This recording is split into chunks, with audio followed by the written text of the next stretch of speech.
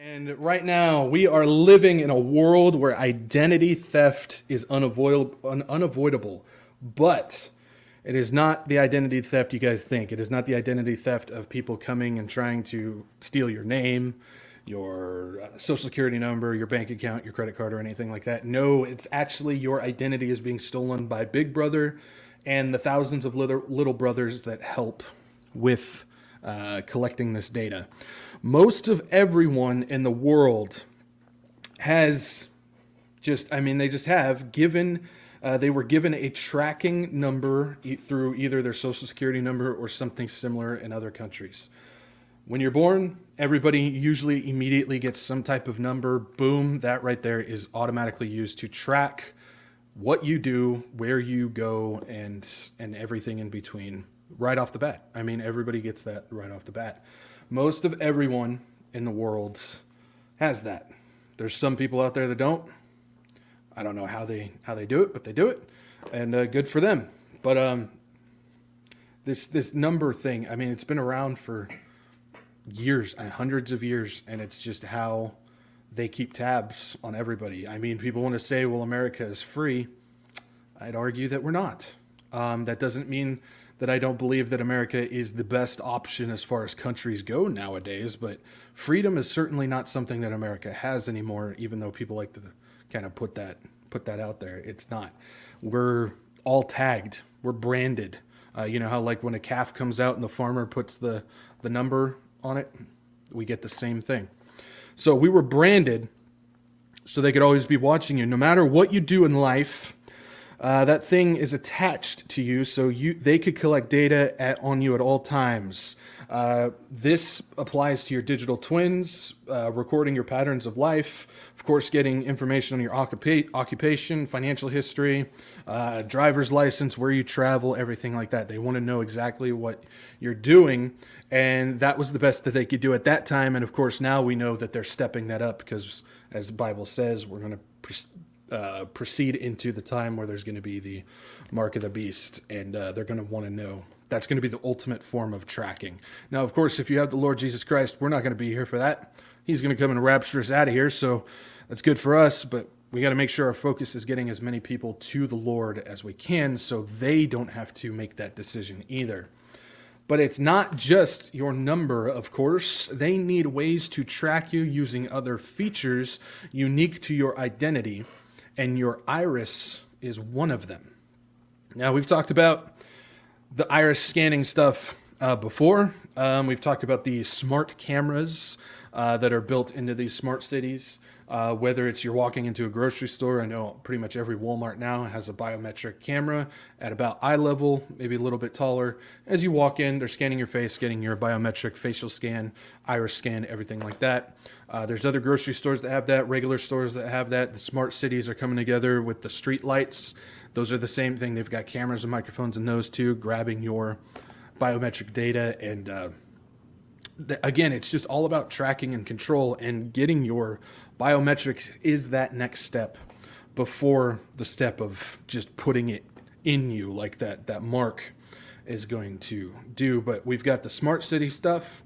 Then we've talked about Sam Altman with his orb thing, where you got the orb and it scans your eyes and it connects it to your digital ID and your digital wallet for CBDCs and digital tokens and stuff like that. And there's hundreds of other things out there that are all going on with scanning your eyes. And we're going to talk about one which is coming out.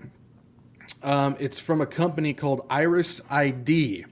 And basically, the Iris ID is the FBI's next generation identification, or NGI, which is an iris service that now has roughly 2.5 million identities within the FBI database. So Iris ID has basically contracted with the FBI to connect the FBI to Iris ID's Iris Scan database. And anybody who gets scanned in by this thing, whether through Iris ID themselves or the FBI, it's getting put into their database. And so far, they've got 2.5 million eyeballs in that thing. And it is currently growing by 100,000 new Iris identities a month. And the service also has roughly another 15 million identities across other federal databases. So we're talking about, again, utilizing technology to get people's biometrics to just stack them in these databases, so they always know who you are, and when you get scanned, they always know where you're at. And so we're going to see as we progress how they're going to be able to monitor us through this. So as more and more facial recognition stuff comes about, every time you get scanned, you add AI into that factor, and they're going to scan all the biometric databases, and it's going to link you, and it's going to know exactly where you're at all times. So if you have smart cities that are always scanning your face and your eyes, and the AI is controlling it, we've talked about IARPA's Haystack program, where that's what it does. It's always scanning through people's profiles, looking at their digital twins, the database and whatnot. When you're living in a smart city, they're going to know exactly where you're at all times. You can't escape it. And some people will say, well, I can wear sunglasses. We're going to talk about how they have other ways of tracking you, even if you do wear sunglasses. So hang with me on that. Now, Iris ID is the lead supplier of iris collection for the FBI since the program started in 2014. So this has been going on for a while. These iris IDs are also connected to fingerprint and face biometric data as well.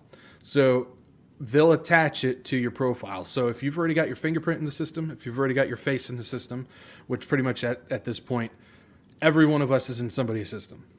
I'm just going to be honest. That's something I try to get across to you guys. There's no hiding from it. You're in the system in some way. But what it's going to do is if it gets your iris, it's just going to add that to your profile. So we've talked about your digital profile, your digital twin, adding all this information to there. Well, that's what they're doing with this as well. So the more information they gather to you, they're just shoving it into your profile. And that's where I get the phrase of they're going to know more about you than you know about yourself, which is kind of freaky. But you also have to remember our God who is watching us is also watching them. And he knows more about them than they'll ever know about us. You guys follow that? I'm really shocked I was able to put that out there without brownie points for me. Caterlin, I need some cookies. Okay, so Iris ID can identify and enroll individuals with 99% accuracy with a 2-second capture. So it only takes them 2 seconds to scan your iris and you're in the database. So this isn't, something where you have to stand there for a minute and just, okay, you got it? Okay. No, now it's just boom, done. Got it. So being pushed as a way to help police, of course, you have to remember there's always some type of sugar coating that they throw on this thing to try and make people feel at ease about it. So this is something that the police uses just to make sure everybody's safe, that there's no crime going. It's for your protection. Well, they say the same thing about all the other digital IDs and stuff. Well, it's for fraud protection. It's for your security. I mean, they say the same thing about like the Amazon Palm scanning that you go into the store and stuff like that. Well, it's convenience. Things go a lot quicker if you do this type of thing. They're always trying to make it positive for you, but in actuality, trade your convenience, trade your privacy, or trade your privacy and your identity and truly your security for a little bit of convenience or for that warm and fuzzy feeling that the police is always looking after you type of thing. Well, it's a bunch of garbage. It's a way just to manipulate people that it's a good thing, when in actuality it's not.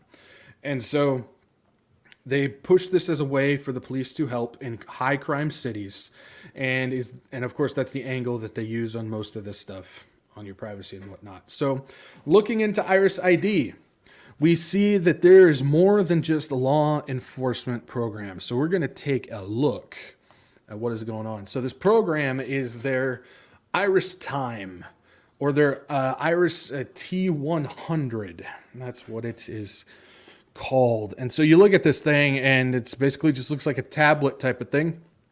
And it's you can read it right there. Iris and face fusion, large capture volume, countermeasure, advanced security. They have a video on their website. I don't have a way of capturing it because it's not like a video that I can just download. It's like a thing that's actually embedded into their website.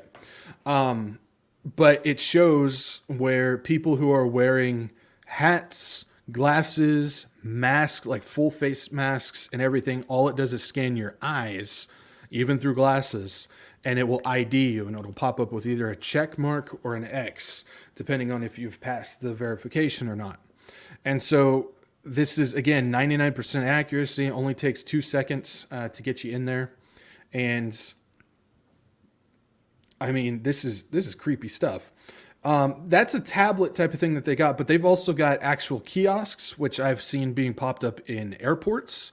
We'll get to that in a second. And I've seen other things that they've got as far as this goes. I know the technology, it may not be Iris ID themselves, but this technology obviously is small enough to get into their smart cameras as well, whether at the grocery store or the street cameras or anything like that. So they're getting your eyeballs on this. So utilizing both the COOF event and workplace check-in time cards, Iris ID created the iris scan system to read eyes, of course, even if other parts of your face is covered. Now, this is an aspect, again, I've talked about how that COOF event of 2020 has been an avenue for them to test many different things as well as gather many different things. We understand the swabs were to gather a massive amount of DNA data, which they did that. It was also a chance for them to test out their universal basic income as well, with all the helicopter money that all these companies were, or these countries were throwing at their citizens as well. There was a whole bunch of other stuff. We're not going to go through the entire list. But another thing that they were testing with this COOF event and why they wanted everybody to wear those masks all the time was it was an opportunity for them to test their iris scanning technology. It was a way for them to be able to scan a face that's partially covered and get and be able to verify if it's you or not. They're trying to test this different technology to be able to always monitor and track you, even if you take the steps of having a hat and a mask and sunglasses and stuff like that. They're trying to do that. Now you're thinking, well, if you have a hat, mask, and sunglasses that's covering pretty much your entire face, well, how are they going to be able to get a biometric scan? Well, another piece of tech that came out during the COOF event was basically getting the identity, the biometric scan of somebody via just their body. This is where it gets ridiculous. So we've talked about IARPA before. We've talked about the IARPA haystack. We've talked about the IARPA smarty pants type of thing. Well, IARPA also was testing their body biometric technology that can ID someone based solely on their body and their movements. The BRIER program, or the Biometric Recognition and Identification at Altitude and Range program, it can never be easy, is built to ID people at a distance or up high using only body biometrics. So what they did to test this type of stuff is they told people to put themselves into certain positions where their head and their face were covered. And this program at a distance or up high was able to scan the person's body and identify the person that way.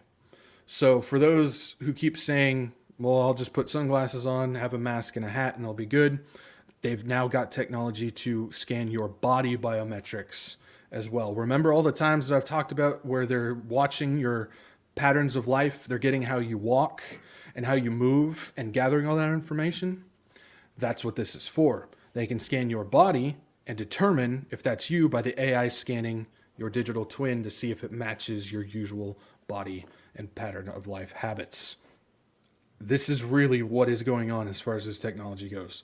So something I find interesting about this BRIER program, there's a couple things. One, if you guys want to talk about predictive programming, if you go and watch or read the Bourne series, the Bourne Identity and all that stuff, they had a program that was a part of their Treadstone program, which eventually became BlackBriar. So we're kind of seeing a predictive programming situation as far as that goes. But there's also something else that you'll notice, and it involves the logo of Briar. Ladies and gentlemen, that blue ring around the eye is a crown of thorns.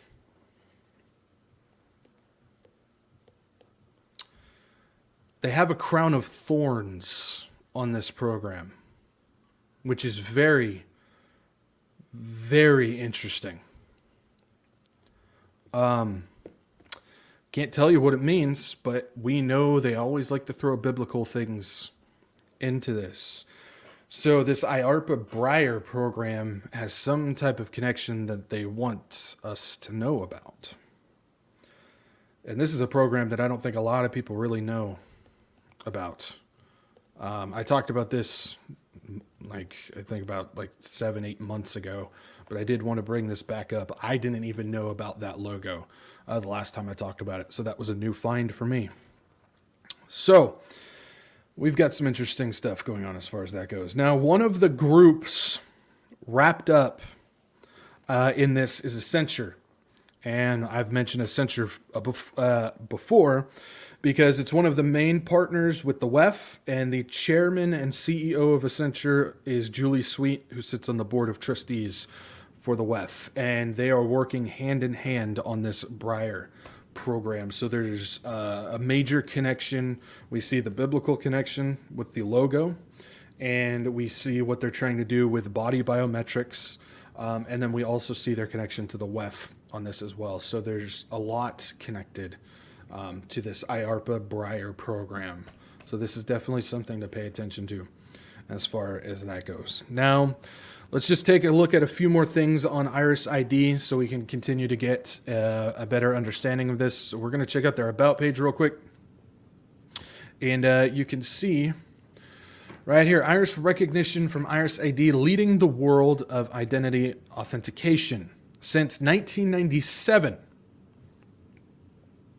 this company has been around since 1997. Iris ID has been the key developer and driver of the commercialization of iris recognition technology. Iris Access, now in a 6th generation, is the world's most deployed iris recognition platform. The technology is found on 6 continents and in thousands of locations, daily authenticating the identities of millions of persons. I don't know why they said persons, millions of people. I don't know why you got to get fancy with that. More people in more places authenticate with Iris Access than all other iris recognition products combined. See how our expertise in advanced identity authentication can add security, convenience, there it is, security, convenience, privacy, and productivity to your enterprise operations. And then, of course, you can see right there, Iris ID is the lead supplier for the FBI Iris Service participants.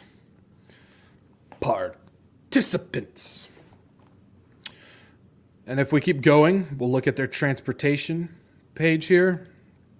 We see some stuff. In 2001, the world learned how serious a security breach at an airport can be. They're talking about 9/11, complete inside job. I'm not going to get any further into that. Deployment of the Iris ID. Iris Access can control access to the sensitive areas of the airport's operation, etc., etc. So again, it's also expected that the Iris ID access will contribute to increased satisfaction with travel experience. Like I said, I've been seeing these things popping up all over airports, these kiosks, to make things faster for your convenience to get through security. If you have your biometric scan, all you have to do is sign up at one of their kiosks and you can just jet through security, and you don't have to do the metal detector. You don't have to do all that scanning type of stuff. It's all about your convenience. And they're expecting more and more people to voluntarily sign up for this before they make it mandatory. And eventually, I believe they're just going to shut down the travel altogether like that. But that's a different subject. But yeah, you can see right there. Where's that program? Enrolled travelers will get accelerated clearance in and out of the airport. We've already been seeing this. And kiosk ticketing mechanisms using iris technology, such as those in the prototype stage by IBM and CETA. IBM, yeah, always trust IBM, right? Just ask the Jews back in World War II. They love IBM. I'm not joking about that. That's a serious, serious thing there. This will allow airlines to streamline baggage control, more accurately monitor and manage frequent flyer benefits, boarding passes, and ticketing, particularly on preferential fare ticketing. Of course, convenience. It's always about convenience. Now, this one right here, if we take a look at Iris ID and their national identity, yeah. Here we go. As nations around the world wrestle with control issues keeping illegal immigrants out, you mean the illegal immigrants that are being purposely put across borders, specifically the United States and Europe, and providing enhanced security for a state's residents within, much more attention has focused on biometrics. The only biometrics they want is ours, not the immigrants. That's the main thing that I want you guys to understand. We've seen all these different countries and governments that are putting together